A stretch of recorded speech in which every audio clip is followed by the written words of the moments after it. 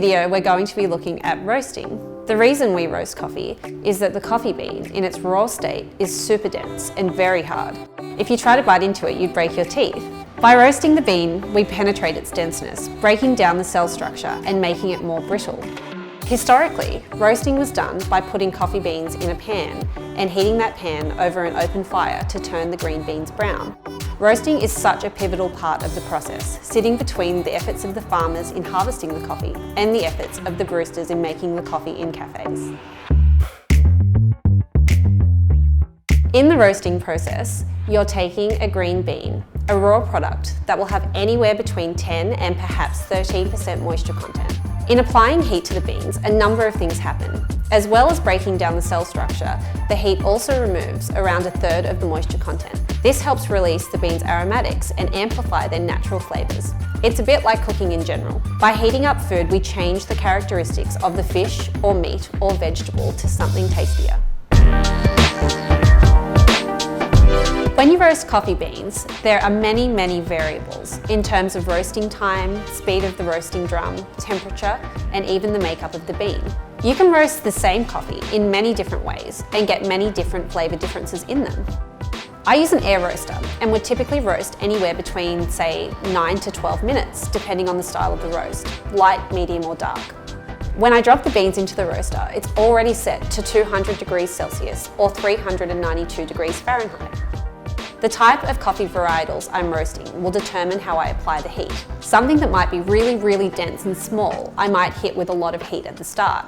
As opposed to beans that are a bit bigger with a looser cell structure, I may need to be more gentle. We have lots of monitors and probes inside the drum, giving us constant feedback, including temperature monitors. As coffee roasters, we talk about the rate of rise. That is the speed that we're applying the heat to the beans.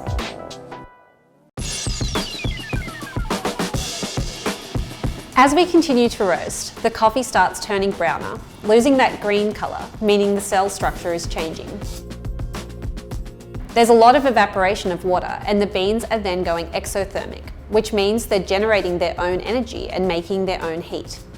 For us, as for temperatures of the beans inside our roaster, when the crack happens, it can be up around 200 degrees Celsius or 392 degrees Fahrenheit. Not surprisingly, that's generally known to coffee roasters as the first crack. The time after this is called the development time, an important part of the process where I'm monitoring the time before the end of roast.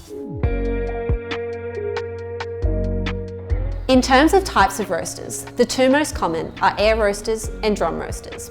There are many different types with an array of features, but generally speaking, air roasting involves using hot air within a roasting chamber to heat the beans, whilst drum roasting uses a rotating cylindrical drum. I use an air roaster. With this, I have to manage many variables, depending on the load I'm putting in, so I'm looking at speed and trying to balance that with managing the temperature in the beans. I'm also monitoring the temperature in the drum and controlling the length of the roast. I'm looking to balance and manage all of these things, and that really is the art of roasting, managing and controlling all the different variables.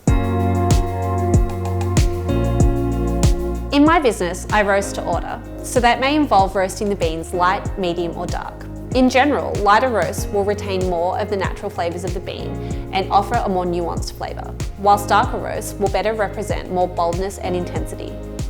Some of the cafes I roast for like to make coffee in a way that showcases third wave specialty coffee, the different varietals, regions, processing methods, and countries.